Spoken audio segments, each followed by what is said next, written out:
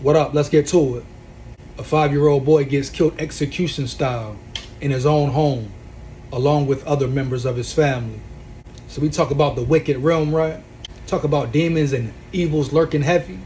How could someone, be okay, feel right? Walk away feeling good about themselves. About shooting a 5-year-old little boy in the face, taking his life. Shooting him more than once, right? A 5-year-old innocent child.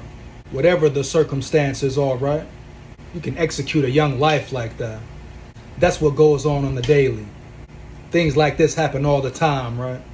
But it's never pushed to the big media. It's never pushed in your face over and over again, right? No one ever talks about these things, right? These incidents. Got a demon who takes a child's life, executes him.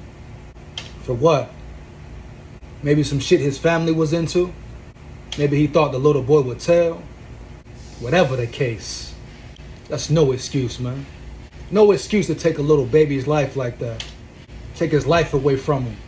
Taking away his chance to become an adult, to grow, to get a chance at life, a chance to live, right? To be whatever he wanted to be. But somebody can just take his life like it's nothing.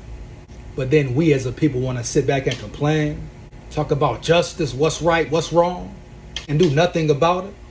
Change no laws to get guns out of criminals' hands, right? Heavy. To get guns out of psychos' hands, bad people's hands, right? Where's the marching and the protests, right? And the violence, Why ain't everybody turned up for that little boy, right? Because what, you're numb to it? Or you don't care? Or it doesn't affect you personally? But Americans love to kick that humanity shit. But I get it. The world picks and chooses what they want to care about, right? The lives that matter. They choose the people that matter, right? This is just one story. It's numerous stories out there, just like this one. Maybe different circumstances. But babies getting killed on a daily. Generations getting taken out on the daily, right? And in the black community, heavy, right? But other stories get more pushed than this one or that one. What's the reasoning? Does that story bring more money, more views? What? More attention than the other one, huh? It's about pockets and power, huh? You wicked realm. Humanity is filled with hypocrites, heavy. But people who speak about it, talk about how evil and messed up it is, right? And how things need to change. They're looked at as crazy, tripping, right? Negative. Talking too much, what? What is it? Because people don't like to hear truth. The truth makes you mad. They say it should set you free, right? Which what is it? Took a baby's life, shot him directly in the head. How does that sound, right? How wicked does that sound? How inhumane is that for your ass? But life just goes on, right? Back to the regular program. Another life, gone. No marching, no riots, no protests, right? No people in the streets demanding justice for that little baby, for that young boy, that young innocent child. But if it was a cop that killed someone, right, that's when Black Lives Matter, huh? When it's a budget, huh? When it's some money behind it, huh? When somebody can get some bread, huh? Yeah, I know it. Wicked realm. Would there ever be real change, dog? Shit is disgusting. Humanity is full of hypocrites. Heavy. May that young boy's soul rest in peace. May his family find peace. When do you step up? Oh, me. Oh, me. I ain't got no picture, hit me? Warrior. Like that. Y'all, this is just such an unbelievably hard story to even fathom. This little boy is just the cutest thing. He looks like the sweetest little boy. How could anyone hurt him and hurt his mom and his stepdad? Take a look. He could have grown up to be anything he wanted. It's our future. He was our future. Caleb Harris, just 5 years old, the youngest of 3 victims murdered inside their Detroit home. Caleb's mother, 28-year-old LaShawn Marshall, and her boyfriend, 32-year-old Aaron Benson, found shot to death early Sunday evening. by a family member who stopped by the house on Evergreen near Fenkell to do a welfare check. Immediately after making the horrific discovery, they called 911.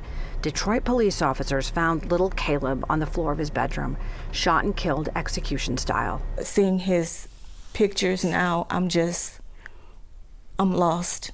I'm lost and I'm devastated right now. And to know some of the details of what happened is just devastating to me and my son. Shalisa Floyd is Caleb's paternal grandmother. I just want justice for what they've done. He was only 5 years old, and I just want to know why. Former State Representative Sherry Gay Daniego is related to Caleb. She and Shalisa are cousins. What mindset can anyone be in that would shoot a baby in the face intentionally more than one time? Sunday night, Detroit Police Chief James White stating publicly his department's commitment to the case. Every resource we have is going to be dedicated to pursuing and apprehending the person that committed this heinous act. The little boy's grandmother holding on to precious memories. He loved to travel with his dad, and with his mom. He was her only child. So,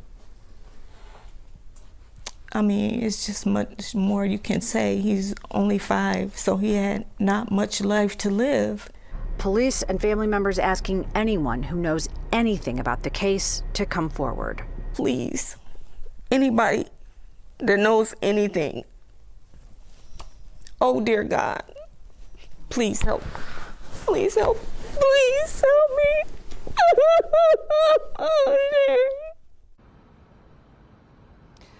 Caleb's father lives out of state.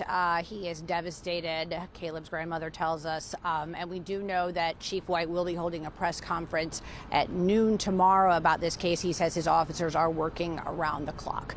Live outside DPD headquarters, Camille Amiri, Fox 2 News. Camille, I know it's early in the investigation, but the only reason to murder a child is if you think that child could identify you. Is there any evidence that the victims knew their killer?